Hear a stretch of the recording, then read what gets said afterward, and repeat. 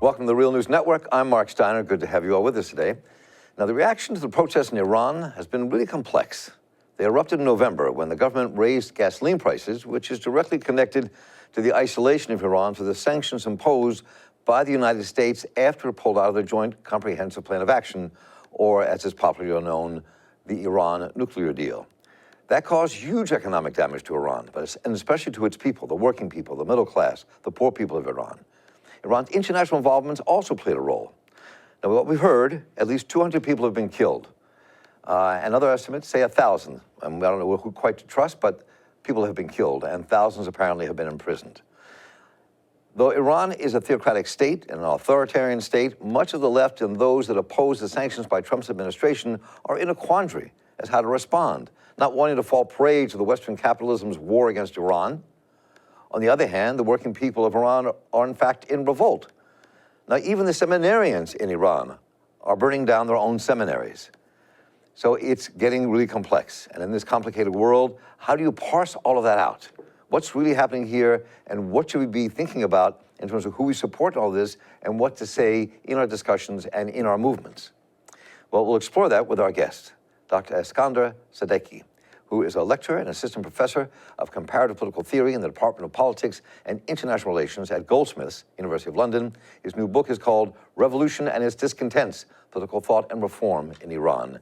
And Eskander, welcome back. Good to have you with us here on The Real News. Hi, Mark. Thanks so much for having me. Great to be here. So I tried to outline there in the opening the real complexity here. I mean, and I've seen people, like in the press here in the United States, one of the great figures of the left, Angela Davis, refuses to condemn what's happening in Iran so as not to fall prey to what's happening with the United States. And others have done the same. But it's not so simple.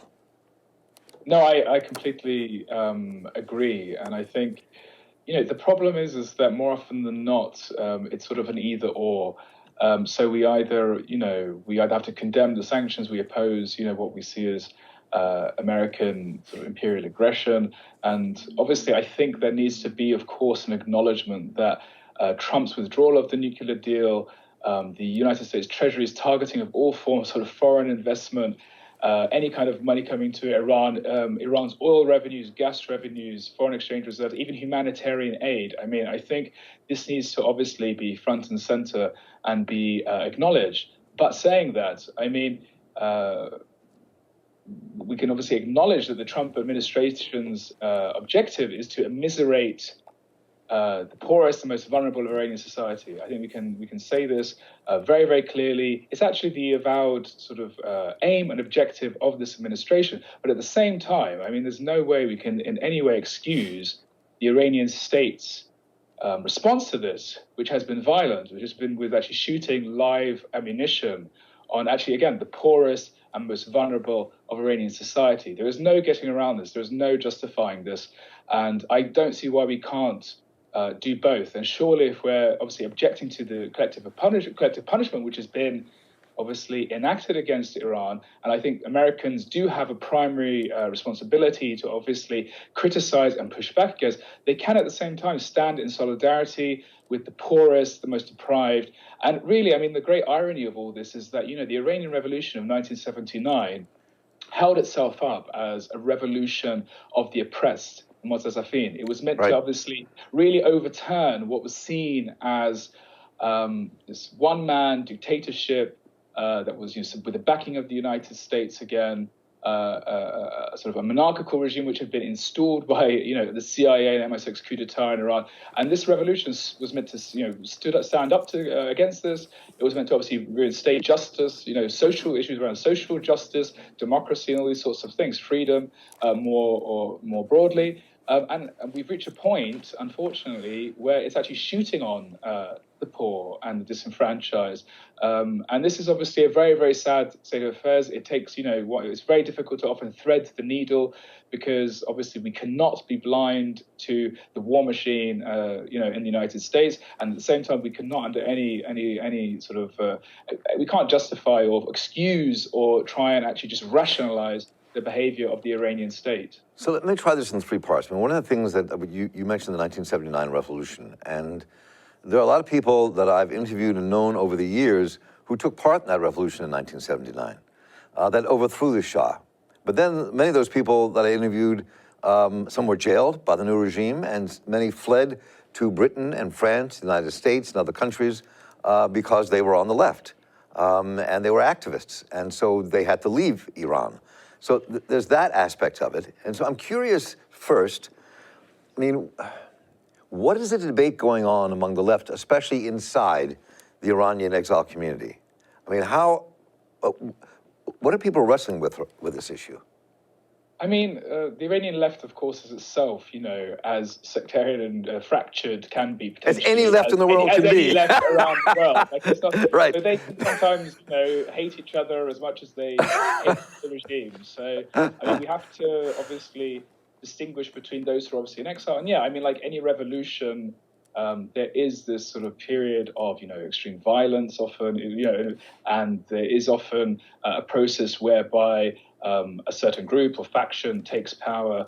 And, and you can see this obviously in the French Revolution, you see this in the Chinese Revolution, you can see this in the Russian Revolution. I mean, the Iranian Revolution isn't exceptional. Obviously, right. It's often quite disconcerting for people simply because it's a very unusual situation where we see, Islamists take power through a popular revolution, and and we should actually, obviously, the Iranian Revolution was a world revolution, had repercussions within the broader region, which we're still feeling in many ways through to the present, as well as the world more generally. And yeah, of course, I think the exile community is one thing, but I also think we need to return to the question of what are Iranians within Iran? What are the debates being held there? There's obviously an Iranian left, which in many ways is closer to the ground and very critical. So, for instance, we do see, students inside Iran who are very, very vocal. Many of them are or see themselves as being on the left. They're extremely critical of what they see as the execution of neoliberal policies or policies of privatization in the domains of education, healthcare, and other things. And these are absolutely very, very legitimate. At the same time, they do oppose, and again, I don't want to be speaking on anyone's behalf. That's not my position. No, I understand, but in a broad sense, everything you're saying is broad feelings. So far as my own observations, and just following things through, Persian social media and sort of people who are on the ground and students who are participating in these things and other sort of voices and intellectuals. I mean, yeah, I think there's a huge amount of criticism of the Iranian state, of Rouhani, of his undemocratic kind of method. His, in many ways, he's really shown that he has no reformist credentials. I mean, I did actually write an article back in 2013 when he was elected, and I sort of said people need to be very realistic in their appraisal of him, because this is a man who came through the security establishment. He didn't have any reformist bona fides at all. If anything, actually, he was quite well known for pushing out those who were seen to be on the Islamic left, who then later became quite staunch reformists and actually were calling for democratic reform. He was elected for two reasons. One was to basically undertake or spearhead the diplomatic charge with the West and achieve the nuclear deal, which he did, and he's an experienced diplomat. He was the head of the Supreme National Security Council for 16 years. And obviously that was really his expertise, and he managed to achieve that. The problem was that he did not foresee that he would have Donald Trump would succeed Barack Obama. Another thing that he was obviously elected on, or what seemed one of his strong suits, was that he's going to actually sort out the Iranian economy. He's basically part of a faction which is often referred to as sort of the Kargozoran, the sort of executives, the executives of the reconstruction, those who sort of who basically came to this realization, as far as they were concerned, that Iran does need to integrate with the global economy. It needs to reform its economy, its domestic economy at home. It needs to undertake privatization and create a better climate for private investment. And undertake privatization. And we have obviously seen this sort of, ongoing in recent years, where formerly state-owned companies have found themselves privatized and actually given to sort of private investors. But what the private investors more often than not done, one, they've actually put labor under immense pressure.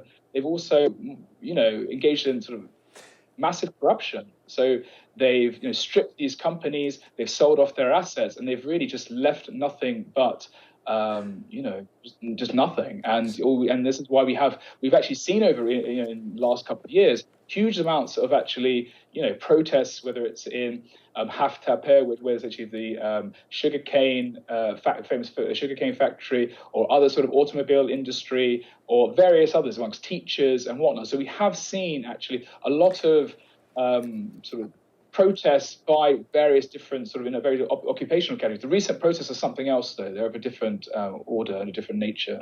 So if you juxtapose that, what's happening internally, which the contradictions Iran faces just internally, as a kind of a theocratic regime, the other side is this. You have Brian Hook, who now oversees U.S. policy in Iran, was quoted in this article in The Atlantic as saying that we should consider human rights as an important issue in regard to U.S. relations with China, Russia, North Korea, and Iran. Pressing regimes on human rights is one way to impose costs, apply counter-pressure, and regain the initiative from them strategically. And he said that also in the context of Iran. I mean, clearly, the United States government is using the demonstrations in Iran against Iran and for the U.S. interests in opposing and in trying to create regime change. So that's where the difficulty comes in. But it's a very cynical, it's a very, very cynical process. And to be honest, we've seen this time and again, whether it's human rights, whether it's women's rights, there's all sorts of things. These are instrumentalized. Obviously, these have an inherent value, and we should obviously take these very, very seriously. But the reality is that these have been instrumentalized by the Trump government, which is actually, as far as I'm concerned, actually violating the human rights of 80 million Iranians. Right. In a day. That actually has the gall then to, turn around and say that they actually care. They don't. I mean, actually, they're really just instrumentalizing all of this to further isolate Iran, to further actually turn the screws. And they really don't care about the Iranian people, as far as I'm concerned. And their policy demonstrates it, because, if an administration is literally targeting humanitarian aid, drugs, and I have actually, on a personal level, relatives who are struggling to find medicines that they actually need. I mean, how can anyone talk about respect for human rights? Well, the reality of American policy flies, in the face of this. And it's this is where the complexity is. I said as a moment ago. I mean, this is on the one hand supporting the working people of Iran in their struggle for a decent society, but not falling into the hands of of Western capitalists in the United States and Trump to destroy the Iranian nation. I mean, so it's a really difficult situation. No, it is, and it's and it is relatively bleak at the moment. At least traditionally, or at least in the last 20 or 30 years, at least since 1997, middle class Iranians, and obviously Iranians across the board, would try and use the limited electoral system within Iran, which is the presidency and the Majlis, to try and actually basically elect candidates who were somewhat closer to their demands, or who they thought would actually be the lesser evil. And we saw this to some extent with the election of Rouhani in the last election, when he was up against Ibrahim Raisi, who is a very, very sort of hardline conservative, and a figure who's actually now the head of the judiciary, notorious sort of record of human rights violations and whatnot. And the one of the main reasons, I think, for the middle class to vote in the last election, where Rouhani was returned to the presidency, was exactly to forestall Raisi his election. So, but then again, I mean, the problem is that centrists in Iran, and even reformists to some extent, who have been largely marginalized and repressed since 2009, they really have been banking on this. Their electoral strategy to mobilize people to participate in the system has been, okay, if you don't elect us, you'll get this, you'll get much worse. But it's not a positive program. It's not actually like a roadmap to basically create or generate the conditions under which a sort of a more deeper, peaceful transformation to a more democratic regime might occur. And the problem is, obviously, because the reality is, and obviously even very, very sort of reformers of great integrity, people like Mustafa Tajzadeh and others, they basically are very wary that there is a genuine threat by the United States, and they are worried that any opening will be used to destabilize and basically generate the conditions that we saw, basically, whether it's in Syria or whether it's in Libya. And so these are actually genuine conversations that people in Iran are having, saying, okay, we do want, many do want, obviously, a more democratic system, but not at the cost of the country being torn apart. And this is a dilemma, and there's no easy answer to this, and I don't. Right. But it is a debate which is being had, and it's a very sort of a serious one. So it is difficult. So in the end, you have to figure out how you support the working people of Iran without supporting the effort to destroy Iran by Trump and the West. So Exactly. there we have it. Doctor, I'm glad we straightened that out. Dr. I hope it was helpful. Well, seriously, thank you for the analysis. I appreciate it. Dr. Iskander Sadeghi joins us from London. Thank you so much. Looking forward to talking to you again as we follow this story and more. My pleasure. Take care. And I'm Mark Steiner here, for the Real News Network. Thank you all for joining us. Let us know what you think. Love to see your questions and comments. Take care.